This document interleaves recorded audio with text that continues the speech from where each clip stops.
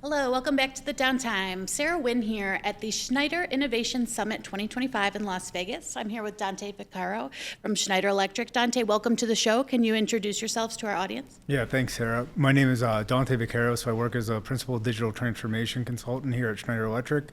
So I kind of work with end users on their digital transformation journey. Awesome.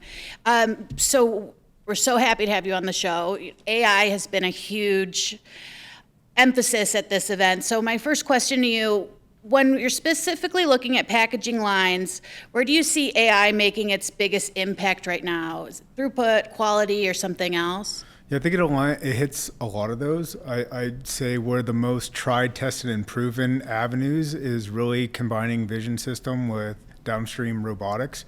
So think like pick and placing, high fidelity vision models to take poor quality out of the line. So we're seeing a lot of vision inspection systems out there that are able to detect and train models on that to determine is it good product or bad product. I think as that evolves even more, if you're high volume packaging lines and you're making the same thing over and over, it's not as big of a deal. But if you're more like distributed workloads, AI vision systems, and trying to get more of a touch and feel on robotic arms later on is going to help enable some of that into the future. So I think the biggest bang for the buck or the most proven stuff is really AI vision in combination with robotics right now. Is there any specific like end-of-line application that vision is used the most for? I think it's more end-of-line quality inspection now. It really comes down to the product. So I've seen everything for like, hey, we want to look for inclusions in our bottles. If I'm in a beverage company, I want to make sure my labels are there.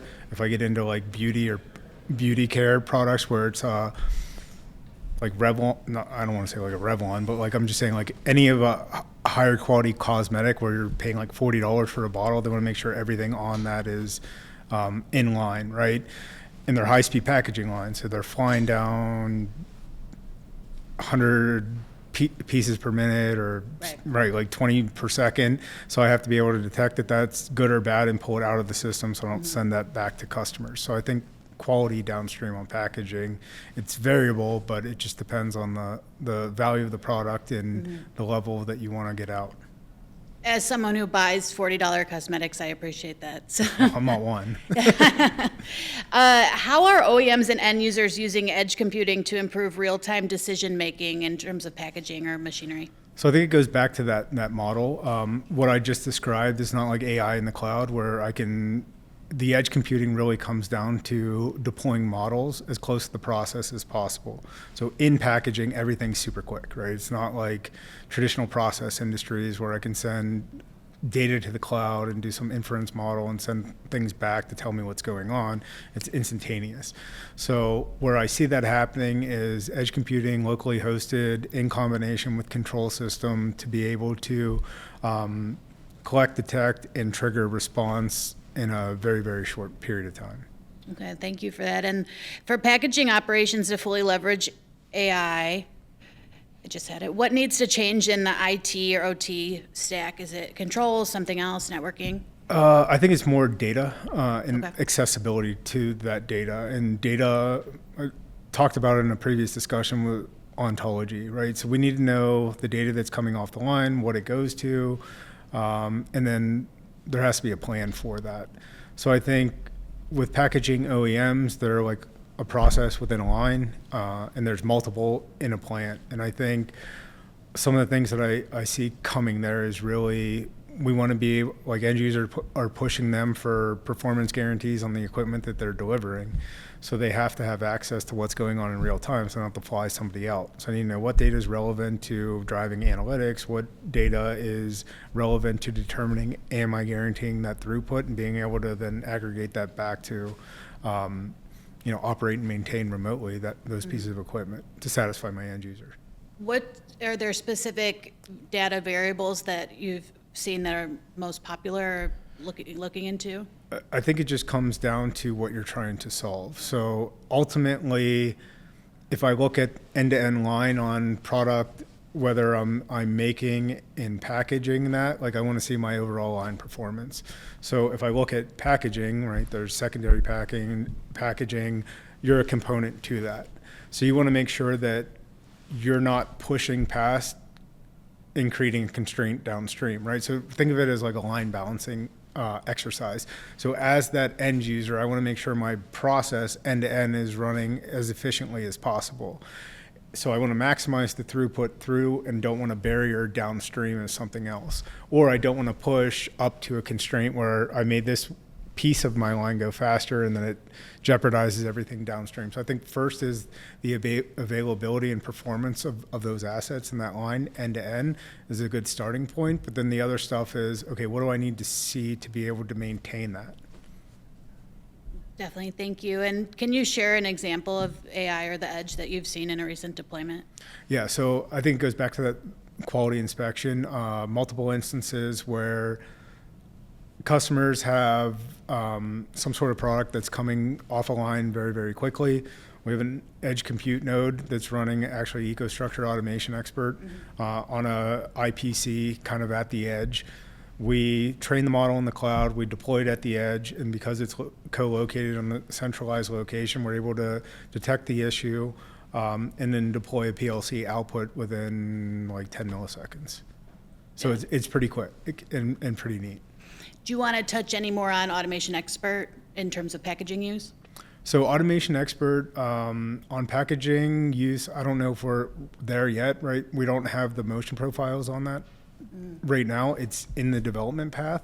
So I think as that product matures, we'll start to get more motion and safety into that, and it'll be pretty powerful when that story comes together. In its infancies, high-speed motion is not where it's at right now, but that's going to be part of that. We have other products that kind of address that now, like the M660. I don't know if you had a chance to look at that, but you can do like 300 coordinated axes on one drive. Pretty powerful little controller. Yeah, you can talk more about it if you want. I mean, that's like the Ferrari of motion-centric and servo control, right? So think about, large distributed lines and having multiple controllers that are laid out throughout there. This thing does everything in this simple package. Very high fidelity, millisecond scan times, like very powerful products. So I see a lot of that like coming out to simplify. The previous version only did 120 axes of coordinated motion, so it's almost like 2.5 times the performance of the previous generation. So pretty exciting. Pretty exciting, the Ferrari. I love that Ferrari, analogy. I had a guy from Italy that was a product offer manager of that before. He's like, it's the Ferrari, and I thought it was hilarious. So now I refer to it as the same. I think I'm going to take that analogy. I'm going to use that in my own life. I love it. In terms of OEMs designing next-gen packaging equipment, what does AI ready look like for 2026 and then beyond that?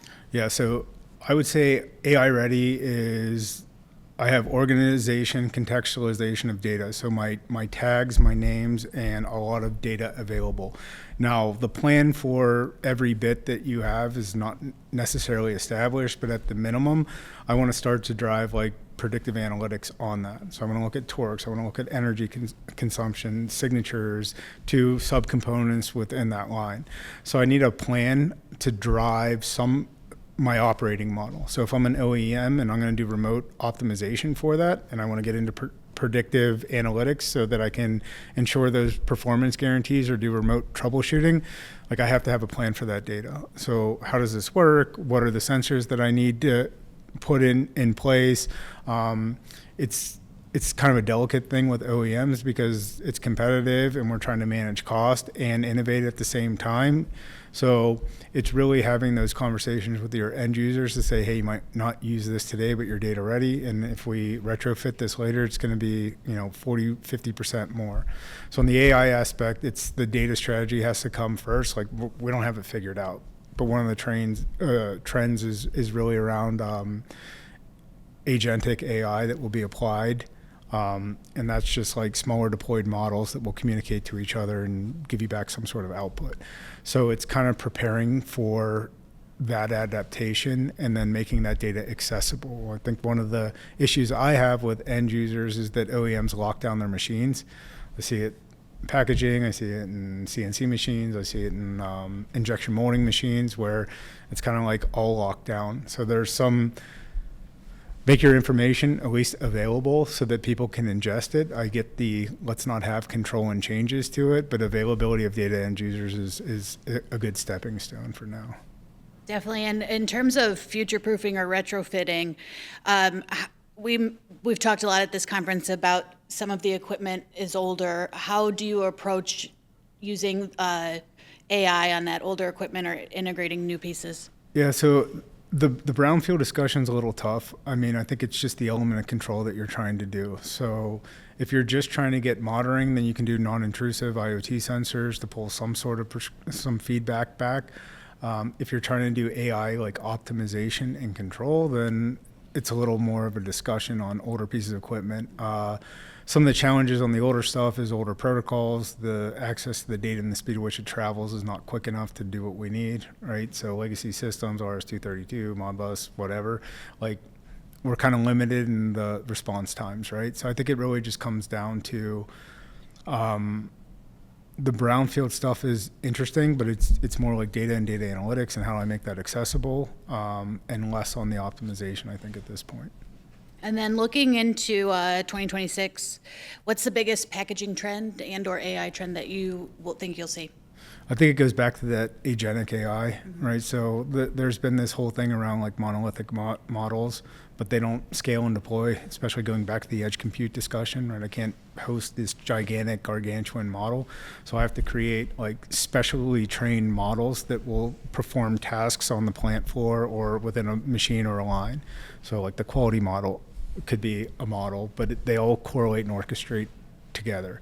So I think that's something that's going to build out a little bit over time, where you just have models coordinating with each other and deriving ways to operate that we couldn't see ourselves, and finding like causation, correlation, and correction in real time. Awesome. And I have one last question, so it's a bit fun, but I'll leave the floor to you. Is there anything else you may want to add while we're here at the Innovation Summit?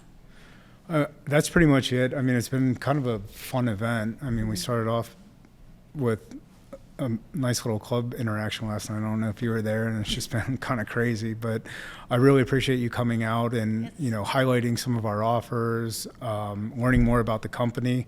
I think Schneider's been out as kind of like a house of brands instead of a branded house, and we're really trying to show that we are a branded house by this show.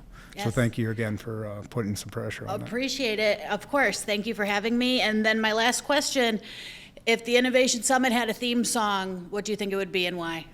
Well, I think marketing would be mad at me if I didn't say smooth operator, right? Because smooth is the term that we're going with, and we try to be smooth to our customers.